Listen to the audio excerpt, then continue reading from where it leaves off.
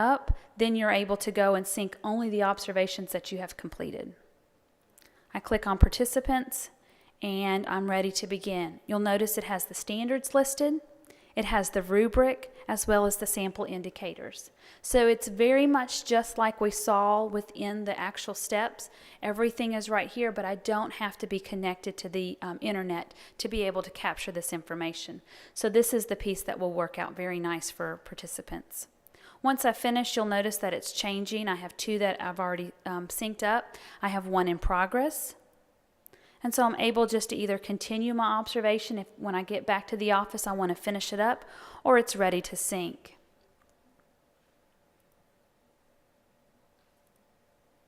And then it'll tell me how many observations I have ready to sync back to their plans. And that's the process. So it's very easy for folks to use. You're going to download the observations. You're going to go complete the observations. Then you just sync them back up within your each of their plans. Our user guide tab is under construction. With our new look, we did want to go through and update all of our resources to be the new screenshots, the new processes, and so we've had to wait until all that was ready before we began building those resources. What you'll see with those resources is more of a list of items. We did list it out by teacher keys and leader keys, as well as you'll see that we've listed it out by topics for teachers' quick reference, evaluators' quick reference, and we also will have the video tutorials. So if you're working in the self-assessment and you're not really sure about it, there's a video of someone walking through completing that self-assessment. So a teacher or evaluator could look at that information at a quick glance and be able to get the support they need. These can also be used whole groups, so if you're in a faculty meeting and want to walk through a couple of components, the videos are only about 5 to 7 minutes and can be used that way as well.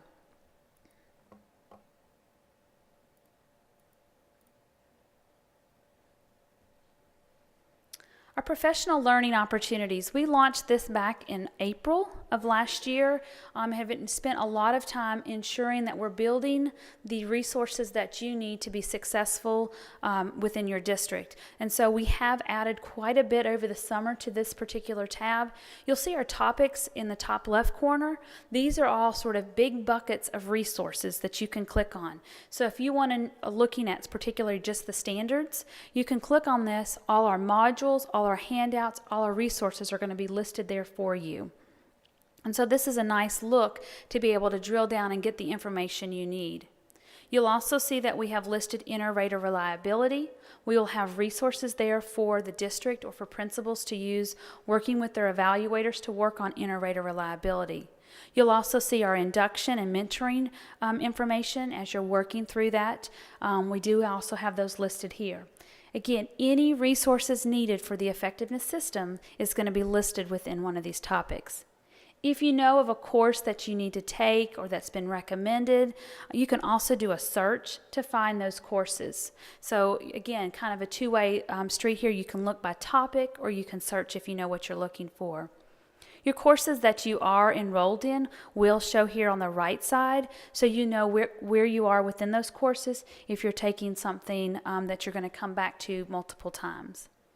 And then, of course, as an evaluator, you can recommend and require different types of professional learning within the platform for your teachers. So if you're working with a teacher or working with a group of teachers and you want to recommend that maybe they go through and do the module on differentiation, they could log in and take that module and work through those pieces. So again, this one is one we are still developing, but a lot of resources are already here, but you'll see many come as we move through the school year. Our staff management is a place where our evaluators can go and see the staff at their building, but more importantly, they can click on their dashboard and be able to look at the data in a quick glance of what's going on. At the top, you're seeing the competency, so we can drill and look at our self-assessment. We could look at a walkthrough on a particular day if we wanted to, or look at all the formatives that have been completed. We can also drill it down and look by evaluator. So if you wanted to check your inter-rater reliability between different observers, you could click in and be able to compare the two pieces within the platform. And the one at the bottom is on completion. So if you want to see, have all my teachers completed the orientation, have they completed that self-assessment, you can quickly look here and see who has completed it and who has not. The show data drops down and lets you know all the teachers and the status within that step. And then our reports tab. Again, the reports tab is going to be for our evaluators as well as our district level of folks. This way they can run information at the district level. We do have the reports at the top that they can either create, and a lot of times we do go ahead and save those so you can quickly click back on those and run those reports. And when you run those reports, you'll see you can pull the particular survey data. This is going to be roll-up data at the standard level so that you can see that for a teacher, what is that perception data from students at those 4 standards. You'll see leader keys listed, and then you'll also see teacher keys listed here. And then at the state level, we do push out some ad hoc reports to you. These will be pushed out based on your role. So this is where you can go through and look at, for instance, where folks are within the plan for teacher keys. This is telling you every step that's been completed and not completed. And when we talk more about the support we're going to be providing to the districts, this is the information we go back and look at. How many walkthroughs have been completed? How many observations are marked complete? How many folks have completed that orientation and self-assessment? But this is also valuable for your evaluator to be able to go in and see exactly where teachers are and what is being completed. You can also run a report and see the ratings for your observation. So if you want to look at where teachers are for a particular standard, you could run a single row report and be able to look at that rating and say, 82% of my teachers are at a proficient or exemplary level with the standard, but I need to spend time over here. So it can be used at various levels to be able to look through the platform. And then finally, our administration tab. Our administration tab will have a channel turned on when the survey window is available, and this is where all the surveys are managed through the platform. We are working with data collections. Last year, folks had to go in and set up each of the surveys for the teachers, putting in the course and section information, and we know that was very time consuming. And so what we have worked out with data collections is we'll be importing that information this year. And so the evaluator just has to click on the name of the course to be able to generate those codes. We also have worked for those codes to be exportable so that if you don't want to just print out the sheet, you can export it to Excel or put it on labels or however you would like to do that for your district to be able to hand out those codes to the students and the teachers. Again, we have worked extensively on that piece. We know the climate surveys ran a little smoother, and so we try to incorporate some of that back to the student surveys. And again, feedback from you all made that happen, and we appreciate that feedback. So you'll see a channel there for those student surveys.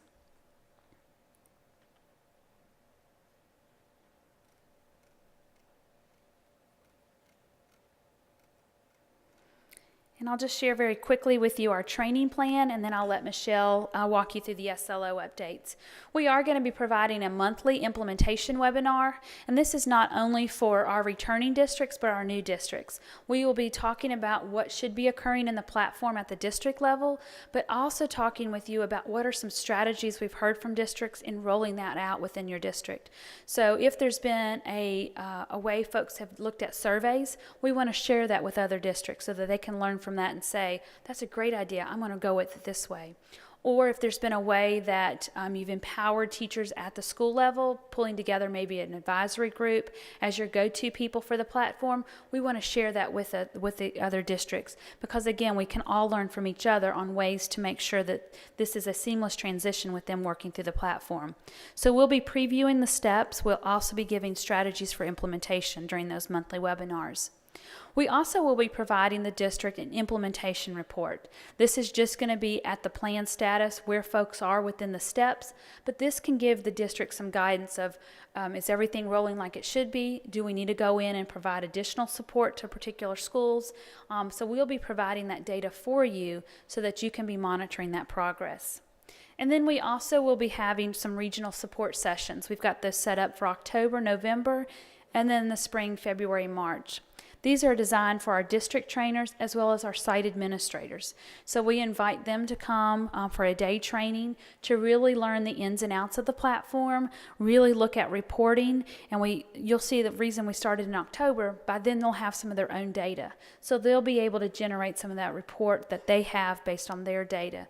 And then also look at the professional learning. How can I assign that to teachers? How can I utilize the information and what's there? Because there's a lot of great resources. And then also talk to them and walk them through that offline tool. So those are the supports we have in place, and we are working on a calendar to share with all districts of when to expect these and when those are going to roll out. All right, we'll take just a few questions about the platform, and then I'll turn it over to Michelle.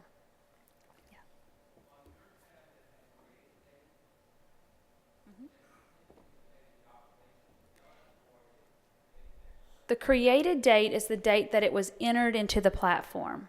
The modified date is the observation date, and we're working on that to be clear, to change that so it clearly says observation date. Yeah.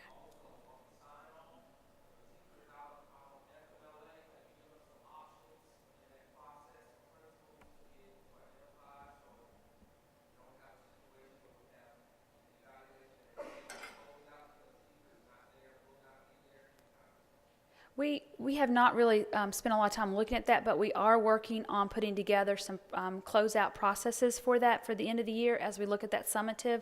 So we'll be providing some more guidance on that piece. But that's a great question to include. Any others?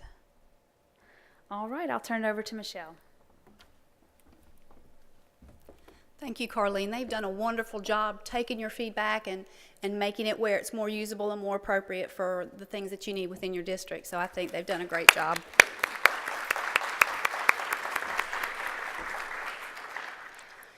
As we sort of start talking about the student learning objectives, I know no one has talked about it at all during the week. This was something that you just waited to do here while we were at the end. But I wanted us to kind of come back and refocus on the purpose of the student learning objectives. I know sometimes we get caught up in the process, and it's very easy to forget why we do that. And the whole point of that is to increase that student achievement, to make sure that we have a measure that clearly shows where 75% of the teachers in Georgia help our students to do better. And I think that's something that we need to continually come back to, because that's the point of why we have the student learning objectives. That's the reason for it. And the things I think that really lend the student learning objective process to other things that you have going on in your districts is that they do support those goals and those initiatives. Because it is a district-driven process, you're able to make it connect with the things that you already have in place. That's very important. Another thing that I think that's hugely beneficial for this is the collaboration that has just naturally occurred throughout the districts, throughout the buildings, throughout the regions. It gives a reason for people to come together and really analyze and look at things. That's a huge benefit of student learning objectives. And you know, it's what great teachers do anyway, so you're going to build on what you already have in place. So before we get into kind of the specifics of all the details, I wanted to make sure that we took just a second and remembered why we're doing the work that we're doing. All right. One of the things that we require during the submission process is we have consistent forms that we have. The process and the forms are designed to have comparability between districts. We changed the look of this form this year. We made it a little bit fancier than it has been in years past, but this really is a document that serves as a way to gather your information. With everything in the platform now, this document isn't stored anywhere per se. It's an internal process that we have in place. I'm going to break down every section, take a little bit of time to look at it, but when you see the document on SharePoint, this is what it looks like. It's gray. White. Okay.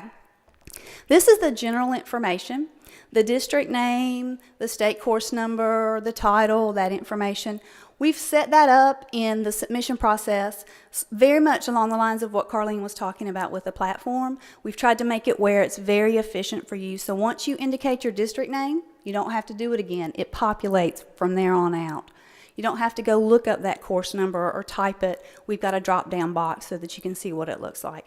Once again, trying to see what we can do to make this process as time efficient for you as it can be. The collaboratively developed section, we left that on there. You'll see some parts of this have been streamlined from previous years based on feedback from advisory and other people involved in the whole process.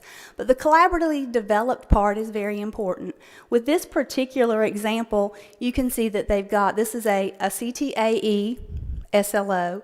There's been a lot of angst about that because that was a really new process this year, so I thought this was a great example to share. And this is a brand new course, so that's also a learning curve for everyone involved.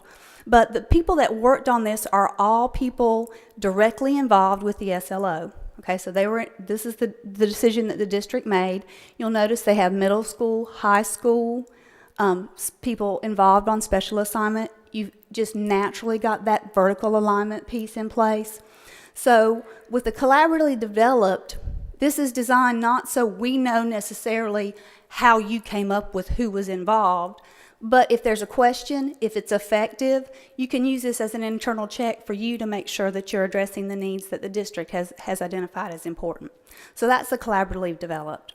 Of course, the pre and post assessment window, that's a district decision as well, but I think it's important, and our goal is to get everything back to you prior to school starting. I've got the rest of my team all over reading SLOs till their eyes are just running. So you'll be getting feedback very soon. We've got lots of people moving through in that process, and so you'll be getting that information. So we promise that you'll have it before school starts, because that's very important. If you're doing a measure in the beginning and the end, it needs to be in the beginning. And the beginning for most districts is August, early August. So that was something that we're looking at doing. Look at this statement for just a second. Take just a second and read this statement.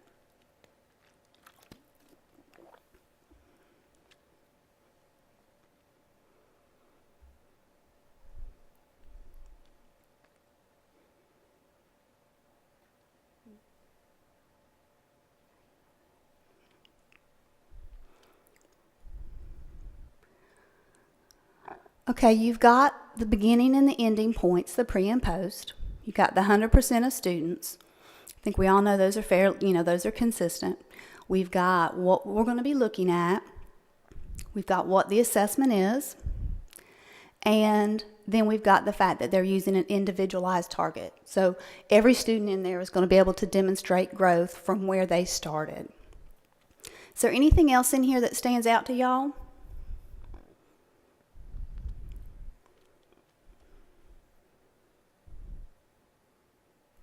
No?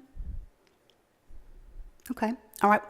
We're going to talk about it more in just a second, so I want to just sort of come back to it.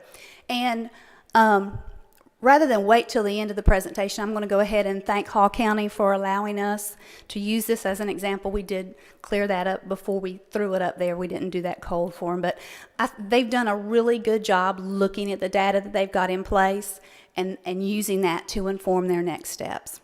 We'll come to the slide that demonstrates that in just a second. But you can see they've got all the selected standards. Our goal is to be able to have at some point all those in there to be pre-populated, so that moving forward, not this year, but next year, when you go in to put those standards, you can click and say, okay, this is marketing principle, da-da-da-da-da-da-da-da. So once again, to make it more efficient for you. Okay, this is the rest of the form. They've got the description of the assessment. It is a very balanced approach to the assessment. You have got short answers, you've got multiple choice, you've got some fill in the blank, you've got matching, and you've got a performance question, so it's balanced, okay? They've even got to the specific to how many points are each they're using and all of that sort of stuff. It's very important. The CTAE teachers and curriculum directors have been concerned because so much of what they do is performance-based. They wanted to make sure that the assessment wasn't dropping back to a paper and pencil, so we spend a lot of time with that. That's a process that we continue to refine. And as it's been said earlier today, I think it's very important to remember this is the first step of this. Okay, this is the first time we've developed any kind of an SLO for a CTAE course. So it's not going to be perfect. It's going to be something that we can learn from and move forward from. So we need to always sort of keep that in mind. This is new work. It's different work, and there's going to be bumps along the way. And I think that as long as we continue looking at that, taking the feedback and moving forward, that's the important piece of what we're doing. Okay. Oops. The data analysis, the baseline information, really, as we were reviewing the SLOs, starting through the process, this really struck me as being very specific. What they were able to do was they took the information, the percentage that they had the previous year, they looked at that data, they really analyzed it, and from that, they looked at the growth target that they had previously.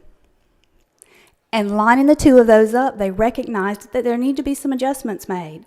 And they made those adjustments based on the data. And they were able to articulate why that adjustment was made, okay? Now, that percentage is a little bit lower than what we've had in the past. You know, last year was the first time we went through this process, and we set extremely rigorous targets, and we set extremely rigorous assessments because we want the students in Georgia to be doing everything they're supposed to be doing. The assessments need to continue to be rigorous. As we move forward, that's what our students are going to be expected to do.